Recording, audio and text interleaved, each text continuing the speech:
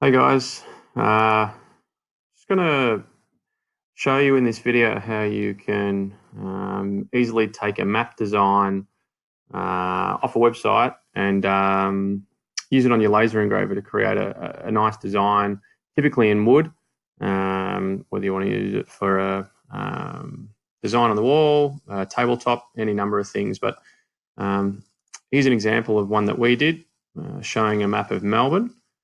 You could do it for any city. We're going to provide a couple of links that you can download, which are already done for you for both Melbourne and Sydney and also Brisbane. So you can see here, this is the design of Melbourne that we did on our Epilog Fusion laser engraver. And I'm just going to quickly show you how easy it is to create something like this. So what you want to do is open up your browser and go to a website called Snazzy Maps.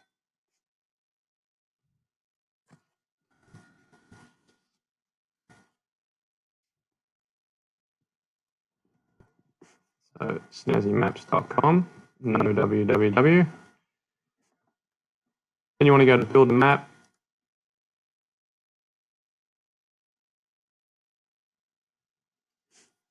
And what we're going to do is go through and just choose a bunch of settings that are going to make our design suitable to be used on a laser engraver. We're just going to work our way down on the left-hand side here. So choose a Snazzy Map style. You want to click into this and do a search for Epilog laser, and you'll find one that's already done in here for us by Ben from Epilog Laser in the US. Click on that and apply style, and you'll see what that does is turn the image into a nice black and white image. It's going to work nicely for the laser. I'm going to scroll down and go into our size and location. So next thing, you want to make sure that both the width and the height are both set to a percentage. And we're going to set them both to 100% wide and 100% high. Scroll down to the next, and you can enter a location that you want to do the map for. So in our example, we did Melbourne. You can type in a name and search for it, or you can also just use the map controls as you normally would on Google Maps. Zoom in and out and click and drag to a location that you want. But we want to get Melbourne. For the designs that we did, we used a zoom level of 10. Just get rid of these so you can see that. The ones that we did a zoom level of 10, and we managed to fit most of the design in there.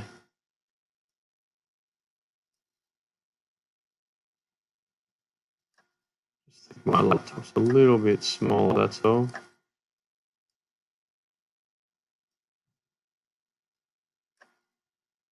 So let's leave it at 10. Changes. And what this has done is now it's added our location and our zooming. You can still move this around a little bit. You can add markers as well if you want to. We haven't in our ones, but if you want to add a couple, you can. You might want to add your office or your business. Give you an example. So if we were going to do that, you can type in the name of the marker. You can search for a location.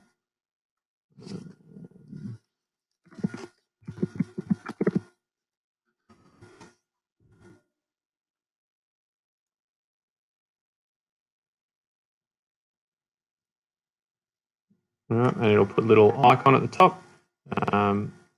You can add some different icons if you want to change them. But again, it's up to you.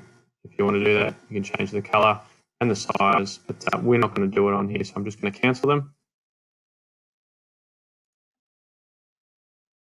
All right, so we've done our location. We're not using markers, and we don't need to add any other settings. So what we want to do now is we want to minimize that panel, get it out of the way. we're going to just get this map in the areas that we want to include, and we're going to take a I'm going to use the snipping tool and new. I'm going to take a cut of this map, just covering all the areas that that we want to use. I'm going to copy it, and we're going to put it into CorelDRAW. Paste. When this comes in, it's going to come in as a bitmap or a raster image, and you can see that it's made up of all these pixels. It's not going to engrave very nicely if we leave it like that. So what we want to do is we want to vectorize it now and turn it into a nice black and white image that's going to be suitable for the laser. So select the image, go to trace bitmap, outline trace, and we want to choose line art. And a couple of settings that we'll want to set up in here. First one, we'll let this process for a second, but the first one is you want to max the detail all the way to the top. So it's picking up every little last detail in here. Other things you want to check, we want to delete the original image, so it deletes the bitmap that we started with, and it only leaves us with our vectorized image. We want to remove color from the entire image. What we're going to do is choose specify color, grab the dropper tool, and click on the white areas. What it's going to do here is we've specified the white color, and anywhere there's white, it's actually going to remove it from the entire image because we don't need the white color for what we're doing. We can merge adjacent objects to the same color, and we can group it at the end. Really important as well, just click on the colors tab and set it to black and white. They're the only two colors that that we need. So we've got black and white. Once you've done that, click OK. And you'll see now that if I zoom right in, no longer is it a bitmap with fuzzy edges. This image is actually made up of just black and white.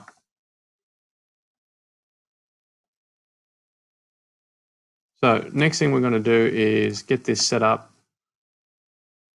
to fit on a suitable piece of material. So when we did this one, we used our hardwood veneers, and they come in 400 by 300 mil sheets. What we'll do is move that out of the way, set our page to 400 by 300 mil, and double click the rectangle tool to create a box at the same size.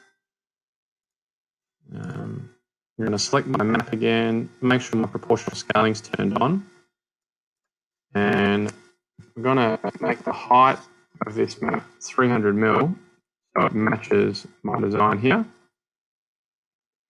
What we're going to do is we're going to use, there's a couple of ways you can do this, but the easiest way is we're going to use power clip to put this image inside this box, because apparently it's a lot wider than what we actually need. So make sure the image is selected, go to object, go to power clip, and choose place inside frame, and come back down and choose the rectangle that we created. What it does is it grabs that image, remember it was wider, and it places it inside this box. It centers it by default, so you can see we probably want to move this image inside the container a little bit to the right. At the moment it's locked, but if we want to edit it, you see this little toolbar at the bottom. If you hover over this, it says edit power clip, so I'm going to click that. Now you'll see the outline of the box has gone blue. I can't move that outline of the box because it's fixed. All we're doing here is editing the contents. So I'm just going to click on the contents, and I'm just using the arrow key on my keyboard to move it to the right. It's a bit easier than using the mouse, just to make sure I don't lose my position, up and down. That looks kind of right, nice even spacing here and there. When I'm finished, I can click the stop editing contents, and I've got this image placed nicely in my container here. The last thing that we did was just stick a slightly more bold border around the outside if you want to engrave it. And that's just the hairline setting around the outside. You can see here it's quite thin, set to 0.2 mil. And just double click that, and I can make this, or whatever thickness you want, 2 mil. You can see it's gotten a little bit thicker here. At this stage, it's up to you if you want to add any text on here as well. You know, so we've seen some people put Port Phillip Bay. In the center here, you might want to put your company details or any other information. It's just the same way that you would add any other text in CorelDRAW. I'll just show you quickly.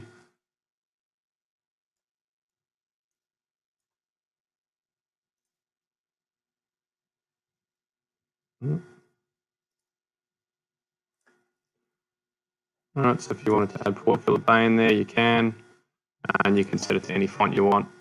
At that stage, you're free to do what you will.